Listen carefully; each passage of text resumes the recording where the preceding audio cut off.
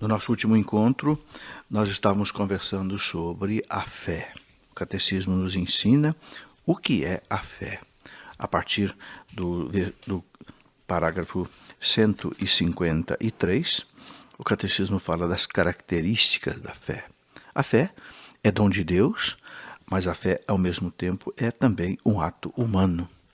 Isto é, a graça de Deus nos ajuda a crer, mas nós precisamos aderir à fé com a nossa inteligência e com a nossa vontade.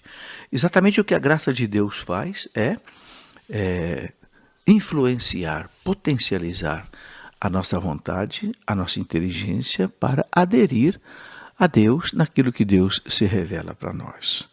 Por isso que nós dizemos que entre a fé e a ciência, entre a fé e a inteligência, a fé e a razão, não tem oposição. Porque o mesmo Deus que nos deu a fé é o mesmo Deus que nos deu a inteligência e nos deu a razão. Por isso, entre ciência e fé, não pode haver antagonismo. Muitos e muitos cientistas famosos, muitos e muitos prêmios Nobel, foram e são homens de fé, homens que souberam unir a fé com a razão. Eu mesmo, toda a minha vida estudei muito, fiz mestrado, fiz doutorado em ciências de engenharia e ao mesmo tempo sempre eu estudei teologia, sempre eu caminhei com as coisas da fé, com as coisas da igreja, graças a Deus, sem nunca ver oposição entre uma coisa e outra. Pelo contrário, sempre para mim a fé ajudou a minha ciência e sempre a ciência ajudou a minha fé. Muito bem, meus irmãos. Então nós queremos continuar a meditar sobre essa questão da fé, porque o catecismo ele detalha bastante. Ele diz que a fé é certa, parágrafo 157 do catecismo, mais certa que qualquer conhecimento humano, porque se funda na própria palavra de Deus que não pode mentir. Então a fé está além da razão, além da inteligência, e ela é mais certa, mais correta, mais verdadeira do que a própria ciência. Porque a ciência humana pode se enganar, mas a palavra de Deus não pode se enganar.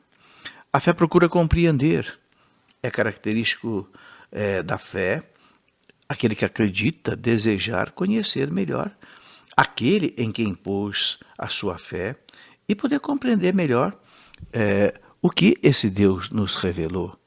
Por isso, a gente estuda teologia. A igreja é a instituição do mundo que mais estudou até hoje e que continua estudando. Você sabe que foi a igreja quem fundou as primeiras universidades do mundo? Sim, as grandes universidades do mundo nasceram pelas mãos da igreja. A Sorbonne da França, quem foi que fundou a Sorbonne? Por que se chama Sorbonne? Porque quem fundou a Sorbonne foi um rei santo da França, chamado São Luís IX, rei da França, cujo padre capelão se chamava Robert Sorbonne. Robert Sorbonne. E foi Robert Sorbonne quem fundou a Sorbonne, por ordem do rei São Luís IX. Por isso ficou sendo chamada de Sorbonne, por causa do Sorbonne.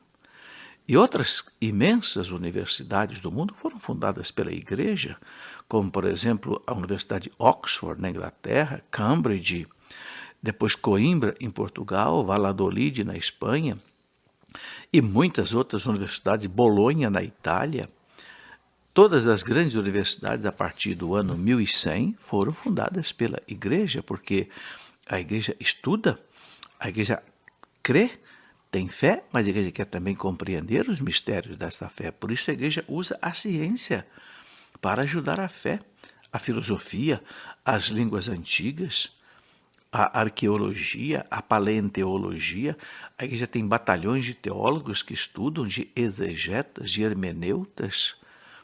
Portanto, a igreja ela não separa a ciência da fé, pelo contrário, une as duas. Então a igreja nos ensina que a gente precisa compreender. Os grandes santos da igreja diziam, como Santo Agostinho, eu creio para compreender e eu compreendo para crer. Creio para compreender e compreendo para crer. É por isso que a igreja estuda muito teologia, para compreender tudo isso. E você pode ter certeza, meus irmãos, que a igreja nunca teve nada de obscurantista. Aqueles que querem atacar a igreja, querem menosprezar a igreja, porque a igreja foi quem construiu a civilização ocidental, principalmente durante a Idade Média, desde o ano 476, quando o Império Romano caiu na mão dos bárbaros, até mais ou menos 1400, 1500, a igreja moldou a civilização ocidental, a chamada Idade Média, e aquelas pessoas que não gostam da igreja, querem ferir a igreja, querem assim desmoralizar a igreja, querem dizer que a Idade Média foi uma época de obscurantismo, uma época onde a ciência não caminhou. Mentira! A Idade Média foi uma idade de luz, uma idade belíssima, onde foram construídas as grandes e belas catedrais no mundo inteiro, como nós vemos hoje na Europa, catedrais com mais de 1000 anos, às vezes, no estilo gótico, no estilo romântico, toda revestida com o barroco. A igreja fundou as universidades, como eu disse. Como pode, então, alguém chamar a igreja de obscurantista? Obscurantista quer dizer alguém que seja contra a ciência, contra a pesquisa. Não, a igreja foi a grande estudiosa, a grande pesquisadora da Idade Média. E se passou a existir uma idade moderna a partir dos anos 1500, é porque toda a base dessa idade moderna foi plantada na Idade Média pela igreja. Isto os grandes historiadores hoje dizem com muita segurança. Por isso, meus irmãos, entre a fé e a ciência não existe oposição. A fé, ela é livre. Ninguém é obrigado a crer. Para que o ato de fé seja um ato humano, o homem deve responder a Deus, crendo de maneira livre, usando da sua inteligência e da sua vontade. Por isso, ninguém deve ser forçado contra a sua vontade a abraçar a fé. Porque o ato de fé é, por natureza, um ato voluntário. Deus, chama os homens a servi-lo em espírito e verdade. Mas Deus não quer pegar ninguém pelo pescoço, como nós dizemos, para o amar, para o servir na marra. Não. Deus quer ser amado, mas Deus quer ser amado livremente. Por isso, a fé é algo que tem que ser espontâneo. Nós podemos propor a fé em Deus para as pessoas, mas não podemos impor a fé a ninguém. É por isso que a igreja defende profundamente a liberdade religiosa e a liberdade de expressão. A igreja não quer privilégio, a igreja quer apenas ter o direito de, em todo o mundo, pregar o evangelho sem sofrer perseguição, como acontece hoje, infelizmente, em muitos países no Oriente, na Arábia Saudita, no Irã, no Iraque, no Egito, na Indonésia, em muitos países muçulmanos, onde os cristãos são mortos, simplesmente porque às vezes se convertem do islamismo para o cristianismo, então muitas vezes são condenados à morte por causa disso. Quer dizer, não existe liberdade religiosa, não existe também liberdade de expressão. Então o que a igreja defende é esta liberdade de expressão, esta liberdade de fé. Porque a igreja não vai pregando o evangelho pelo mundo inteiro porque ela quer. Não, porque Cristo mandou. É preciso compreender bastante isso. Foi Jesus quem mandou. Ide pelo mundo inteiro. Pregai o evangelho a todas as criaturas, batizando-as em nome do Pai, do Filho e do Espírito Santo. É por isso, meus irmãos, que a fé nasceu ali na Palestina com Jesus Cristo.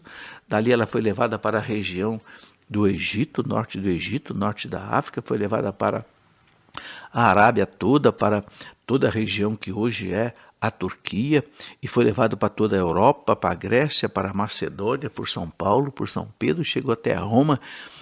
Roma dominou toda a Europa e depois veio aqui para a América, a partir dos anos 1500, com Pedro Álvares Cabral, com Cristóvão Colombo, navegadores cristãos, católicos, que trouxeram para cá a fé, trouxeram a cruz, trouxeram a Igreja Católica, e esses mesmos portugueses e espanhóis levaram a fé para a Ásia, para as Filipinas, para o Japão, para a China, para a Índia, para todos aqueles lugares onde os navegadores do século XVI católicos chegaram, porque é um mandato de Cristo.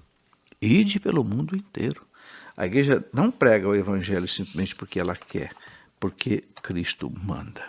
E esta fé, meus irmãos, a gente tem consciência disso, ela é necessária para a nossa salvação. Porque Jesus disse bem claro, não é? Quem crer e for batizado será salvo. Quem crer, quem acreditar em Deus, quem tiver fé, for batizado, entrar na igreja, será salvo. Porque a nossa salvação vem pela igreja, meus irmãos. Os santos padres chamavam a igreja de a Arca de Noé. Não a Arca de Noé que salva lá do dilúvio das águas, mas a Arca de Noé que salva do dilúvio do pecado. A igreja é a nossa salvação. Os santos padres diziam, a salvação está na igreja. Então, para obter esta salvação, crer em Jesus Cristo e naquele que o enviou para a nossa salvação, isto é necessário. Como diz a carta aos Hebreus, no capítulo 11, versículo 6, sem fé é impossível agradar a Deus. Sem fé é impossível agradar a Deus. É pela fé que nós agradamos a Deus, é pela fé que nós fazemos a vontade de Deus, é pela fé, meus irmãos, que nós somos salvos. Por isso é preciso a gente perseverar na fé. Diz o Catecismo aqui no parágrafo 162, porque a fé é um dom gratuito que Deus dá ao homem, mas nós podemos perder a nossa fé se a gente não cuidar dela. São Paulo dizia para Timóteo, né? Combate o bom combate. Combate o bom combate. Quer dizer, lute, né? Não deixe de lutar, porque se a gente deixar de cultivar a fé, porque a fé, meus irmãos, é como uma plantinha que você precisa regar. Você precisa todo dia na planta colocar água, colocar adubo, deixar o sol bater, não é? Fofar bem a terra, para que a planta possa crescer saudável. A fé também é assim. E qual é o adubo da fé? Qual é a água da fé? Qual é o sol da fé que faz a fé crescer? É a oração, é a meditação da palavra de Deus, é a conversão, a vivência dos sacramentos, você não deixar que as ervas daninhas do pecado sufoquem a planta. Existe um provérbio chinês que diz assim, não é a erva daninha que mata a planta, é a preguiça do agricultor. É a preguiça do agricultor que não arranca a erva daninha da planta que acaba matando a planta. Também a nossa fé. Nós não podemos deixar que as ervas daninhas sufoquem a fé e a gente cai naquela vida que a igreja chama de tibieza. Tíbio é aquele que não tem fé, tem uma fé muito fraca, um dia vai na missa, outro dia não vai, né? Se escandaliza porque viu alguém fazer alguma coisa errada, então, porque um padre errou, ele quer abandonar a igreja, né? Aquela fé fraca, a fé tíbia, é alguém que está assim com a erva daninha, muitas vezes do pecado, sufocando a sua fé. E ele vai ensinando profundamente para nós. O catecismo, ele é maravilhoso. Você precisa ter um contato profundo com o catecismo da Igreja Católica. Se você não tem, você precisa adquirir, você precisa começar a ler, você precisa começar a estudar o catecismo, porque é a fonte da nossa fé. É uma das maneiras de fazer a nossa fé crescer, fortalecer, ser perseverante, é você estudar as coisas da nossa fé. Infelizmente, o nosso povo católico ignora, desconhece muitas coisas da fé. Nós temos que conhecer. O catecismo nos ensina que essa fé é o começo da vida eterna.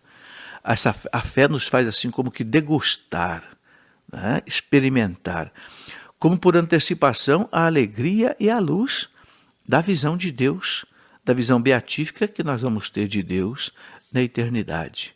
O apóstolo diz, São Paulo diz na primeira carta aos Coríntios, no capítulo 13, versículo 12, que nós veremos Deus face a face.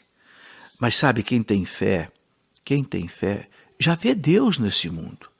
Não vê Deus face a face, mas vê Deus com os olhos da fé.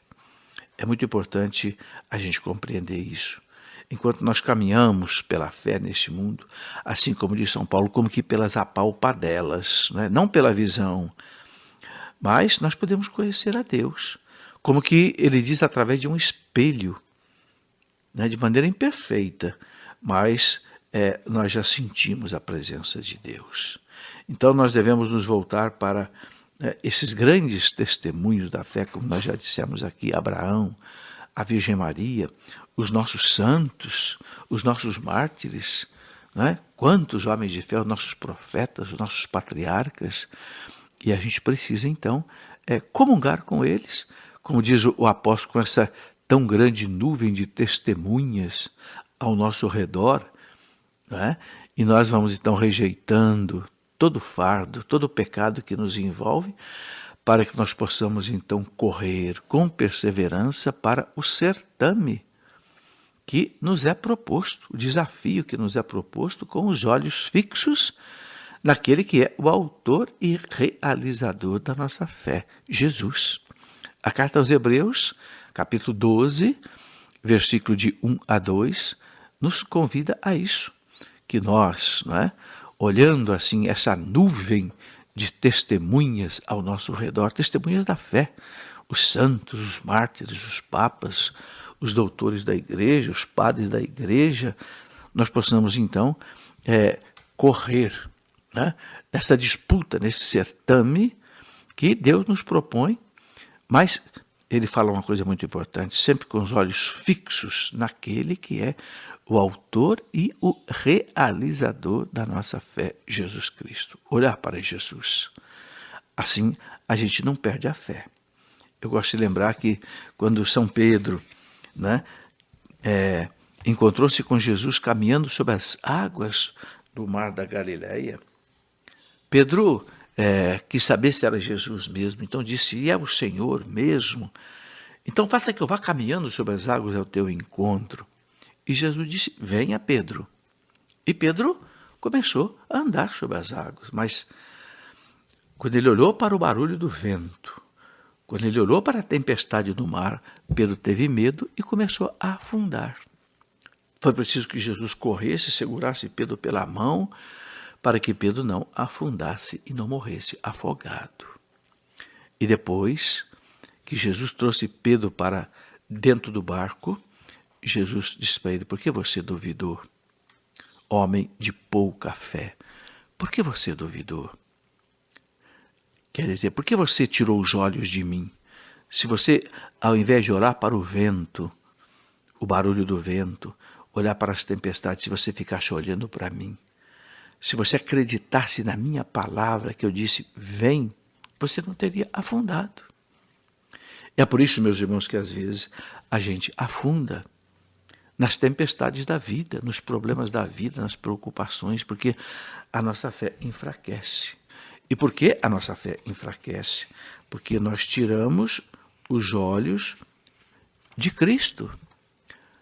Nós precisamos ficar olhando para Jesus, não olhar para a tempestade, não olhar para o barulho do vento, mas olhar para o Cristo que nos mantém com a sua palavra, o Cristo nos mantém com a sua força divina. Precisamos fortalecer a nossa fé. Olhar para a Virgem Maria, que mesmo vendo seu filho morto na cruz, não se desesperou. Não. O evangelista São João diz que Maria estava aos pés da cruz, de pé, em latim stabat. Não estava ali desesperada, arrancando seus cabelos, gritando, dando escândalo. Não, estava ali em silêncio, chorando, sim, com o coração transpassado pela espada da dor, mas confiante, certa de que a vitória final seria do seu filho. Seu filho passaria pela morte, porque estava salvando o mundo, mas ele teria a vitória. Então, a fé nos dá essa certeza, meus irmãos, de que nós teremos a vitória. O Papa João Paulo II, que foi um homem de fé extraordinária, esse santo que canonizado dia 1º de maio, esse santo dizia: a última palavra do mundo não vai ser a vitória do mal, a última palavra do mundo vai ser a vitória do bem, a vitória do bem sobre o mal. É a esperança. A fé gera a esperança e a fé gera também o amor. Amor aos irmãos, porque quando nós temos fé em Deus, nós acreditamos em Deus, acreditamos na vida eterna e nós amamos os nossos irmãos por amor a Deus, porque nós compreendemos que o irmão é filho de Deus. Ele tem uma alma criada à imagem e semelhança de Deus como a nossa alma, então nós respeitamos, nós não matamos, nós não roubamos, nós não profanamos, nós não exploramos o irmão, nós não passamos o irmão para trás nos nossos negócios, nos nossos trabalhos. Por quê? Porque é um irmão, é um filho do mesmo Deus que é o meu Pai. Então a fé nos diz que se nós somos filhos do mesmo Deus, então nós somos irmãos. Então a fé nos ajuda a viver a esperança da vida eterna. A fé nos ajuda a viver a esperança nesta vida, de que a vitória será a vitória final do bem sobre o mal. E nós vivemos o amor aos irmãos. O amor a Deus sobre todas as coisas, em primeiro lugar, mas depois o amor ao próximo, como a nós mesmos.